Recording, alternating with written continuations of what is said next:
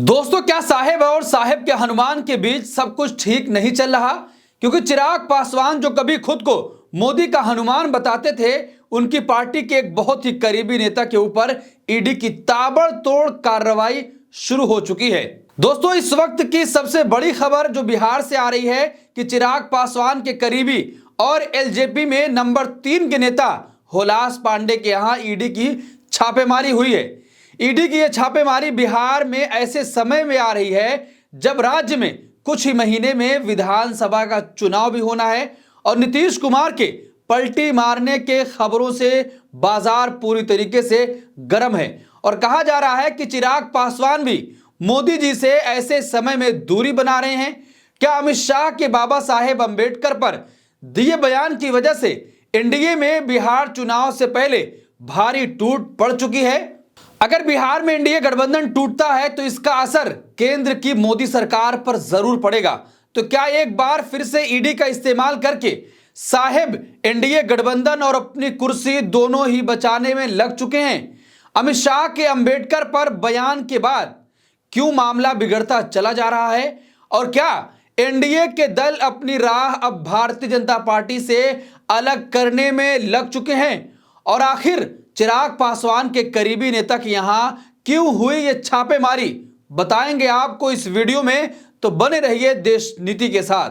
चिराग पासवान के करीबी नेता हुलास पांडे के पटना और बेंगलोर के 3 ठिकानों पर ईडी की बड़ी कार्रवाई हुई है।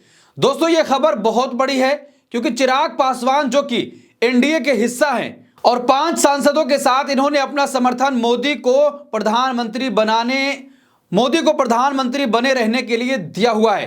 क्या मोदी का हनुमान अब मोदी को ही लाल आंख दिखाना शुरू कर चुका है और बिहार में नीतीश कुमार के राह पर ही चलने का फैसला चिराग पासवान ने कर लिया है? साहेब ईडी तो वैसे विपक्ष के नेताओं के खिलाफ इस्तेमाल करते हैं। साहेब वैसे तो विपक्ष के नेताओं के खिलाफ ईडी का इस्तेमाल उनको डराने और सरकार गिराने के लिए करते हैं, पर अब साहेब अपने हनुमान के ऊपर ईडी का गदा चला दिया है, जिसके बाद कयास लगाए जा रहे हैं कि बिहार में एनडीए अब क्या टूट के कगार पर पहुंच चुका है और साहेब अब ईडी का इस्तेमाल करके और ईडी का डर दिखाकर एनडीए के दलों को साथ में रखेंगे। क्या पूरी तरीके से टूट फूट हो चुकी है? 2012 में हुलास पांडे को सीबीआई ने रणवीर सेना के प्रमुख ब्रह्मेश्वर मुखिया के हत्या का मास्टरमाइंड बताया था।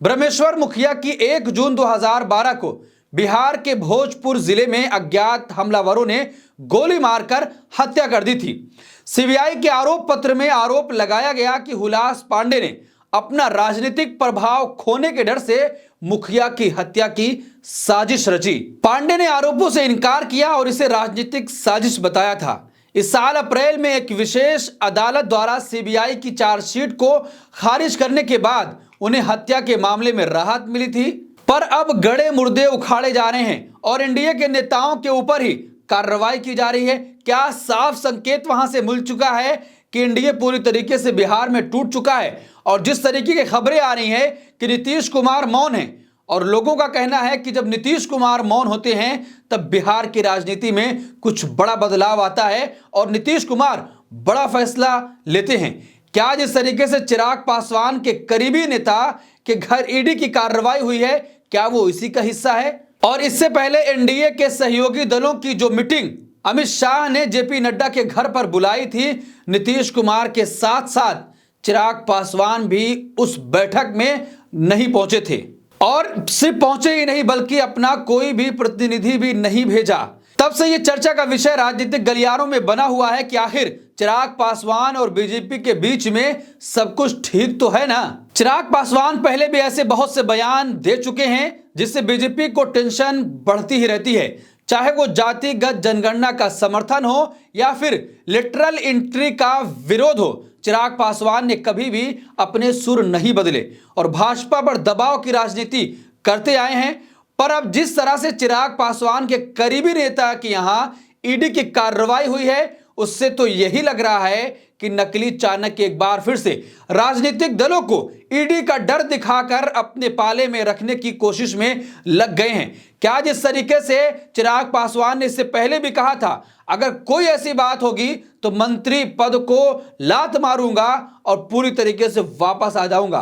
क्या ये तमाम तेवर चिराग पासवान के भारतीय जनता पार्टी को मुश्किल में डाल रहे थे कि जिसकी वजह से ही एक गड़े मुर्दे को अब उखाड़ा जा रहा है और चिराग पासवान के बेहद करीबी नेता के घर ईडी की ताबड़तोड़ कार्रवाई हुई है। और उस बीच जब एनडीए की बैठक में नहीं पहुंचे, नीतीश कुमार भी नहीं आए, चिराग पासवान भी पूरी तरीके से खामोश हैं और जिस तरीके से बाबा साहेब अंबेडकर का मामला, दोनों दलित नेता पूरी तरीके से उनका वो एक वोट बैंक है, तो क्या जब वो जनता के बीच जाएंगे, जनता उनसे सवाल करेगी, तो ये तमाम मामले उनको समझ में आ गए हैं कि अगर अब भी कुछ नहीं किया गया तो आने वाले चुनाव में भारी नुकसान उठाना पड़ सकता है। तो दोस्तों, इस पूरे मामले पर आप क्या सोचते हैं कि जिस तरीके से कभी प्रधानमंत्री नरेंद्र मोदी को मोदी का अपना हनुमान बताने वाले अब उन्हीं के नेता के करीबी के यहां ईडी की कार्रवाई हो गई है, आपकी क्या राय? कमेंट बॉक्स अपनी राय जरूर दें और ऐसी तमाम खबरों के लिए देखते रहिए देश नीति।